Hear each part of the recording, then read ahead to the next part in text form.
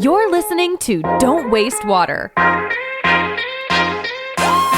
have a lot of folks who are going to retire very soon, within the next 5-10 years. And with their retirements, a large amount of institutional knowledge will leave these drinking water and wastewater systems. Hello, bonjour, and welcome to the Don't Waste Water podcast. And this is a career. You can have a lifelong 30-year job where you have dependable living wage throughout your entire life. That's something that we need to do a better job of raising awareness. I'm your host, Antoine Walter, and in today's episode, I'm delighted to welcome Kendra Morris as my guest. If you don't know how to teach people to include people that are diverse, then you're probably not going to integrate them very well into your workforce and your culture. Kendra is President Northeast Region at Veolia North America, and I am a champion of water professionals. she'll explain what that means in a minute. Most people in the U.S. can't pronounce Veolia's name.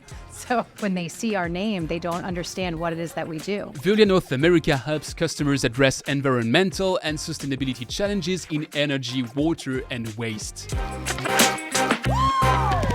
At the end of 2022, I discussed the silver wave the water sector is facing on that microphone. Well, sorry to start 2024 that way, but as Kendra will explain in a minute, that wave turned into a tsunami and it's about time we learn how to surf it. So this week, I'm releasing 2 twin episodes. The one you're currently listening to, that's a great choice. Stay here. And a conversation with Lyle King from Influx Search, where we look at the water job market dynamics from a complementary perspective. So if you haven't heard Lyle yet, add it to your playlist and you know what to do after finishing this one. In this episode, we'll discuss the role of a water champion, how to tackle the silver tsunami through workforce development in general and the Veolia Academy in particular, industry awareness and branding, and finally diversity and inclusion. I had a blast recording this conversation at the Rethinking Water conference organized by Science Water at the Columbia Water Center in New York. Thanks again to Alex Loukopoulos and the science team for inviting me over. If you'd like more insights into what Science Water is building and how they address the water challenges in the US,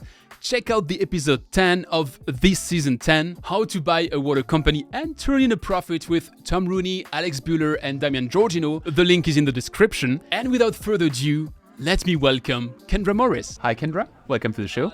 Thank you. In just one sentence, what would be your elevator pitch for your role at Veolia today? I am a champion of water professionals who are doing their best every day to make sure we're providing clean, reliable water and wastewater services to the communities in which we operate. A champion of water professionals. What is that exactly? Champion of water professionals. My job is to help the 900 employees that are working within the Northeast region to understand, why do we show up to work every day? For what purpose are we showing up to work every day? It's to protect the public health of the communities in which we're operating. It's to help promote economic development of the communities in which we're operating by providing resilient and reliable infrastructure. Helping to be a cheerleader for these employees is necessary because sometimes when you are at the ground level and the field level, right, you kind of lose the broader picture of how your individual job plays a very important part in people's lives. And my job is to help them see what role and what purpose they are serving in the broader picture. Does that mean you're trying to fight the silver wave in those jobs and to create new vocations?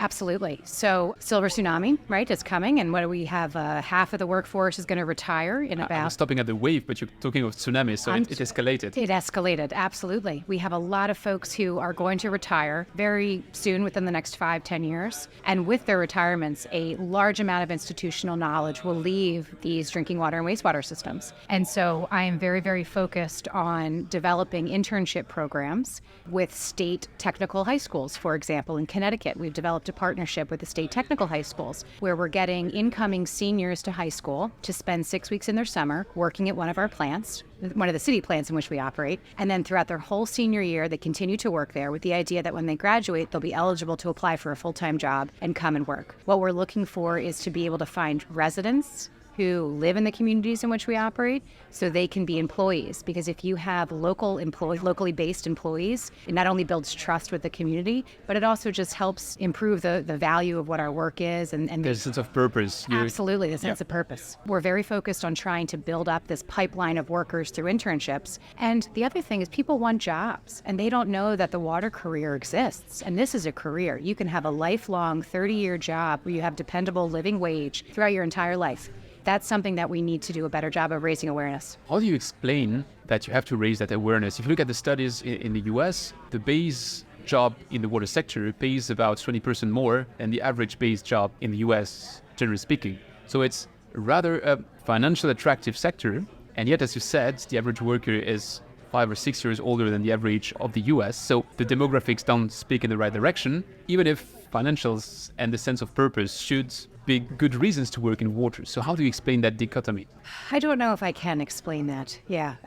What we find is that we attract people usually because of a wage, right? And because we can guarantee them a job, a permanent full-time job. And people stay because of the sense of purpose. I don't know how to explain the dichotomy. When we see, if anyone ever leaves, it's usually to find a higher paying job. And oftentimes we find they will come back to the water industry because that higher paying job did not provide that sense of satisfaction that they had in their prior job working for us. It's especially interesting, if COVID has brought something, is that importance of purpose in what we do. We've seen wave of generations which were just leaving their job because there was no purpose. So we should see the trickle effect in the water sector, which is one of, if not the most purposeful sector in the world. So why don't we see those effects? Why do we need champions? I think people don't know that water is a career option. They don't know who Veolia is, for example. Most people in the US can't pronounce Veolia's name.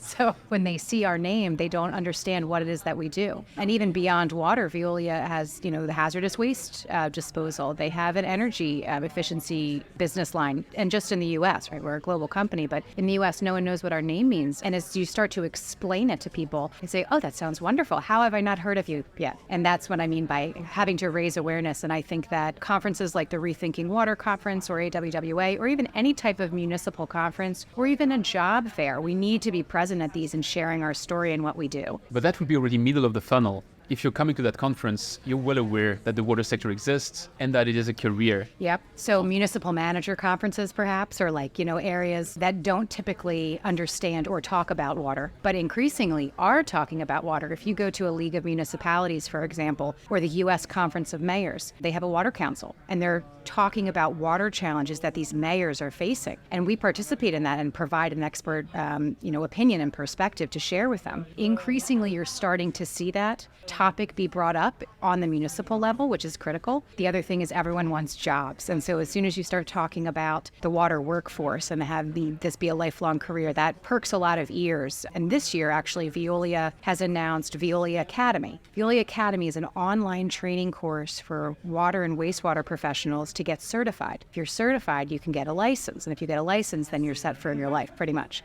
And Veolia decided we're going to allow anyone to take these courses for free, whether it's our competition, whether it's municipal workers who don't use Veolia as a contract operator, doesn't matter. The need for educating the next generation of water workforce is so great that Veolia just said, you know what, we're going to invest in this and we're going to open it up to everyone because a rising tide will raise all boats. How long is a typical cursus you take on this? There's dozens of different, under drinking water treatment, under drinking water distribution, under wastewater treatment, under wastewater collection. There are dozens of different courses, and every state has a different certification requirement. And so what Veolia did is try to get accredited with every single state so that our courses do apply to their ultimate accreditation. Xylem has been sponsoring Manchester City. They have drawn billions of eyeballs on the water topic. How does that convert down the funnel? I don't know, but at least you're bringing a large portion on the top of the funnel. Veolia, as far as I remember, doesn't have this kind of sponsorship agreement like, I don't know, with the Dallas Broncos or with the Los Angeles Lakers or with the New York Knicks with New York.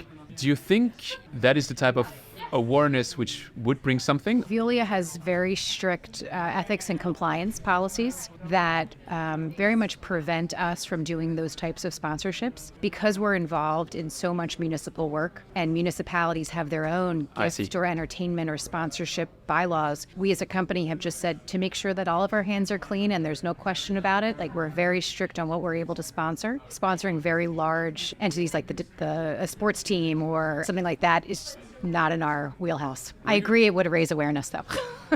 Awareness is one thing, but you need then to bring it down the funnel. So I don't know how much of the 1 billion people who watched Pep Guardiola saying that water matters then really consider that as a career option though. So it's still debatable, but It's interesting. Is the champion role something which is specific to Veolia, or is it something you were doing at Suez in the past? I think it's applicable to anyone who's working in any utility field, quite honestly. You have a lot of people who show up to work every day doing the right thing, and they don't get the recognition they deserve. You have people out in the middle of snowstorms making sure that water is still flowing. They never get the recognition they deserve. So I see that, and I want to make sure that they understand how much we as a company appreciate them, or as a city appreciates them. So no, not specific to Veolia or Suez. I just wanted to bring the message across. It's not that Veolia is unattractive, it's that the sector is difficult. I have no clue about the US statistic for that one, if it exists, but worldwide, 83% of water workers are male and 17% are female, which first means that there are more female pastors and taxi drivers than female water professionals, which is surprising when you think of it, but also means that we are simply not tapping in the entire talent pool out there. Is it one aspect you're looking at?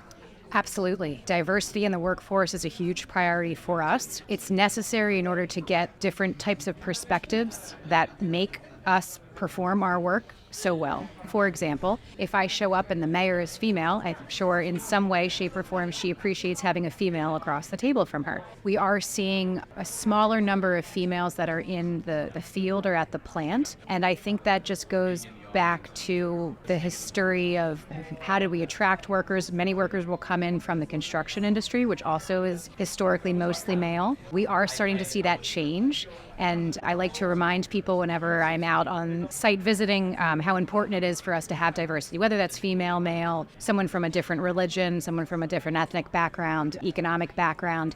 I mean, diversity is going to make us all stronger. And how do we prepare ourselves to include everyone? We're doing a lot of inclusion training right now that comes as part of a critical driver of DEI, right? If you don't know how to teach people to include people that are diverse, then you're probably not going to integrate them very well into your workforce and your culture. And so trying to change the culture from that element is important, and I do a lot of work in that when I go visit our teams. I guess you can't be what you can't see, so it's about having some role models and also creating the patterns and then be able to repeat that. Absolutely. So my boss, who is the CEO of Municipal Water, is a female, and the head of the entire Veolia group globally is a female. There's a lot of females in leadership positions, and that's intentional to try to, exactly like you said, have someone in the role that can demonstrate to younger professionals, like, this could be you one day.